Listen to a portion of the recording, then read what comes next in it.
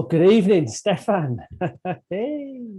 How you We doing? are we are 5 for 5. Five 5 for 5. podcasts, 5 wins.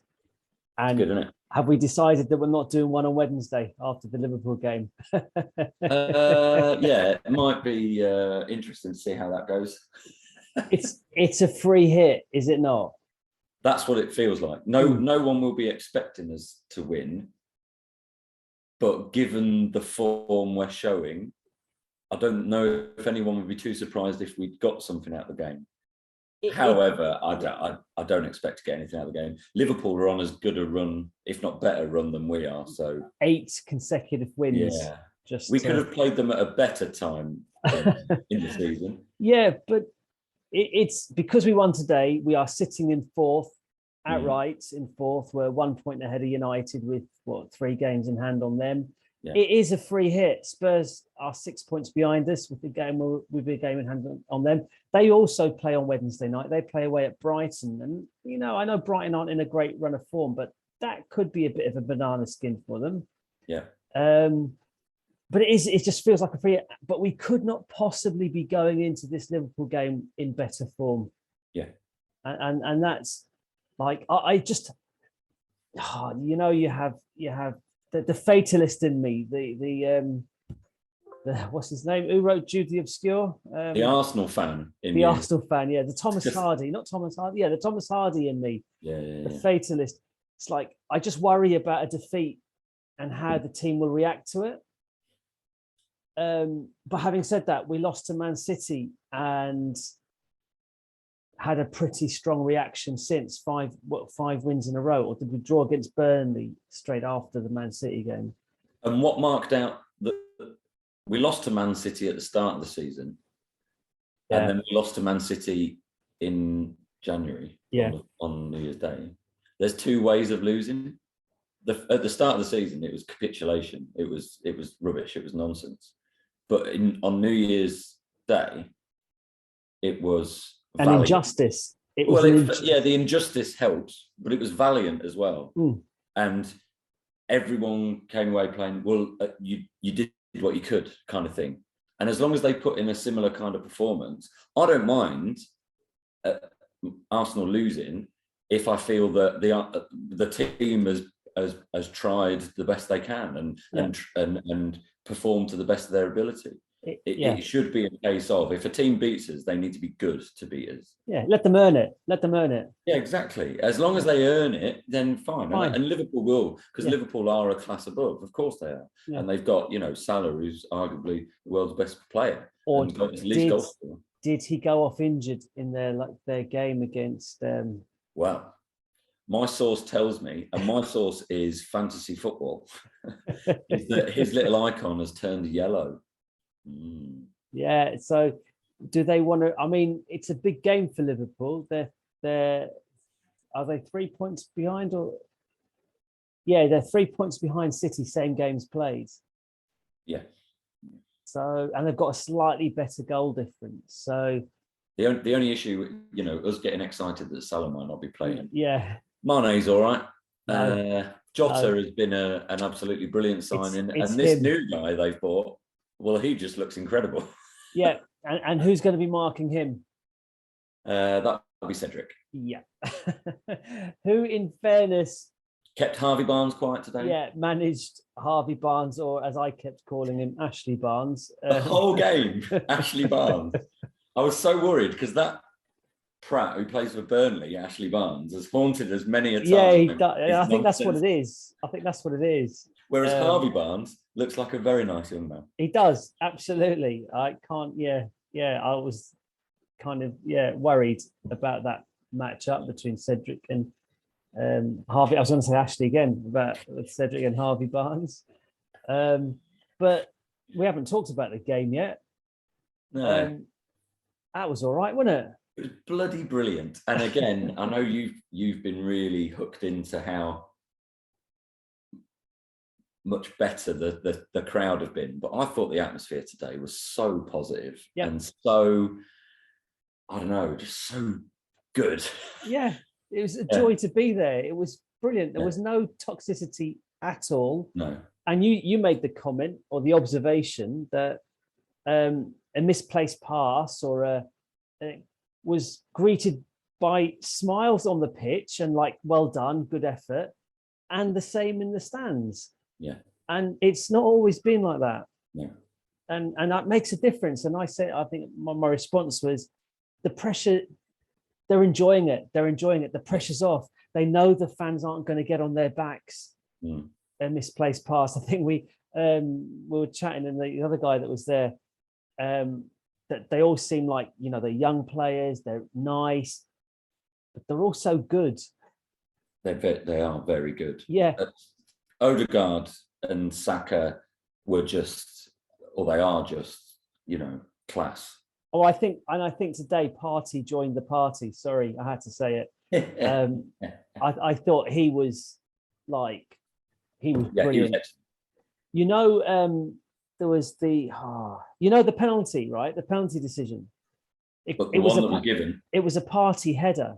So he was actually, he scored the goal, he hit the woodwork, and he kind of caused or created the penalty decision. So actually, he had a really, and he's our defensive midfielder. Yeah. He had a he's got that presence. He's tall, he's strong. He's got a touch, and he's got vision, and he's managing to use all of those elements now, rather than just fleetingly bits in here and there. Well, we're seeing what we paid 50 million quid for. That's When we signed him, I thought that was a cracking signing, because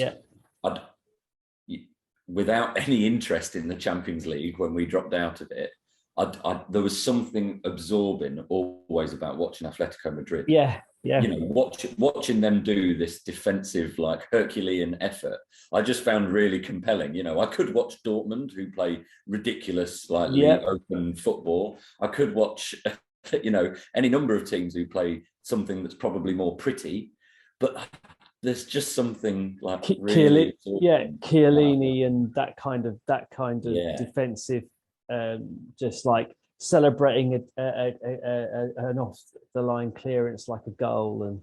But interestingly, how many times today, and again, it's the first time I've noticed it, when we would recover and win the ball back, and the crowd, the appreciation was just so big, because we're doing so much without the ball now, as well as with the ball. The effort across the board, it's no wonder Arteta's been so dogged in trying to reduce the size of the squad, and the clear reductions are I nearly said pupils then, and players that aren't pulling their weight. No, it's been brilliant. It's absolutely been brilliant. And just on that defensive prowess, Ramsdale and Ben White in particular, and Gabriel as well, they do celebrate a clearance. Like I don't know if you probably not had a chance to have a look at any of the kind of incidents again, but that that thing, because it was down the other end of the pitch, so we couldn't really see it. That little kind of passage of play where we thought they were going to get a clear shot at goal. Scramble, It was actually Ben White who made a brilliant tackle. I mean, a brilliant tackle. It looked like, if you were watching it live, like on the telly, it would have looked like that he'd missed the opportunity with his left foot, but his right foot came from nowhere and just scooped the ball away. I'm like, that's brilliant, like really good. And the Kieran Tierney one in front of us was, I mean, we figured it was important, but I tell you what, it was a definite goal had Tierney not raced across and booted it clear. It was a definite goal. The guy was 6 yards out, and he would have just had a pretty much half open goal to slot it into. Harvey Barnes, it was. So there is that, I don't know, joy or pride in defending as much as, but just on the attacking front, I had this stat on. I've got rid of it. In Arsenal's under Arteta now, this is under Arteta. There was a little worry last year that, here it is. I haven't got the glasses on. Let's put them on. There's a little worry that we weren't as fluent with under Arteta, that maybe it was all going down with Kieran Tierney, and if that didn't work, we were kind of nullified. Last season. But but in Arteta's first, this is the number of times Arsenal have had 20 plus shots in the Premier League, right, under Arteta. In the first 74 games, 6 times. Is that it? Yeah, in the first 71. In the last 10 games, also 6 times. Wow. So something's happened. Something's clicked. Yeah.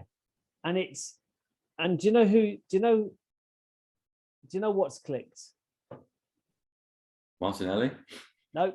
Being available? Odegaard? Yes. He's knitting it together, isn't he? The guy's just like, he got the man of the match award, just nudged Partey for the man, which I think is fair enough. Partey, and especially when I realised Partey actually created the penalty as well and scored. Is that the man of the match award from Sky? That was the man of the match award from Sky, and they normally just go who scored, and the BBC as well, which is the people voting for man of the match. Right. And again, Odegaard just edged Partey, but from being at the game, I mean, we kind of eulogize over Saka and how Rolls Royce-esque he is and how kind of graceful he is.